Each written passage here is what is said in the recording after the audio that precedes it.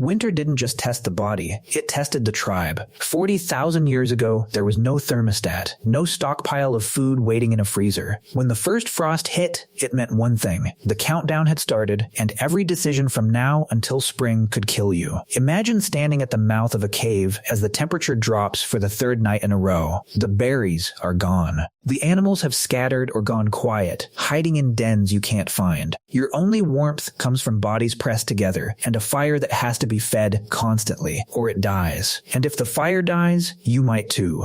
This is the world that built your brain. Survival through winter wasn't about individual toughness. It was about preparation and cooperation, both handled with brutal precision. Anthropologist studies of hunter-gatherer societies, including research on the Jew-Hawansi people of the Kalahari and cold climate groups like the Inuit, show a consistent pattern. Winter survival depended on food caching, fat storage, and tight social bonds that ensured resources got shared rather than hoarded. Here's the mechanism. Humans evolved the ability to convert late summer and autumn abundance into stored body fat, specifically to buffer against winter scarcity. This is why appetite naturally increases in autumn in many humans and animals alike. It's not weakness, it's programming.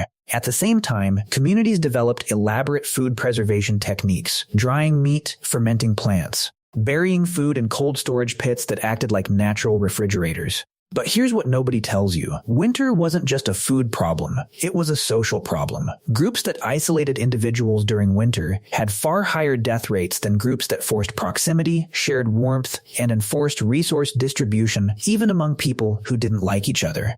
Being cast out in autumn was, in a very literal sense, a death sentence carried out slowly by the cold instead of a spear. And this is where it gets strange. Your brain never got the memo that winter stopped being lethal. That heaviness you feel when daylight shortens. That urge to eat more carbs when it's cold outside. That itch to isolate that fights against an equally strong itch to seek people out. That's not modern laziness. That's 40,000 winters of ancestors who didn't survive by accident. You feel restless indoors in December, not because something's wrong with you, but because your body still expects scarcity that never comes. You crave heavier food in winter because your ancestors' bodies used those exact months to store what little fat they could find. You feel a pull toward family gatherings, forced togetherness, holiday rituals that make no logical modern sense. Because for most of human history, isolation in winter meant death. And your nervous system still remembers that lesson even though your kitchen is fully stocked and your apartment is heated to 70 degrees. That vague anxiety some people feel as the days get shorter isn't random. It's ancient math running in a body that no longer needs to solve for scarcity. Your ancestors didn't survive winter by being strong alone. They survived it by staying close, sharing fire, sharing food, sharing warmth, when every instinct might have told them to hoard. And somewhere underneath all your modern comfort, that instinct is still lit.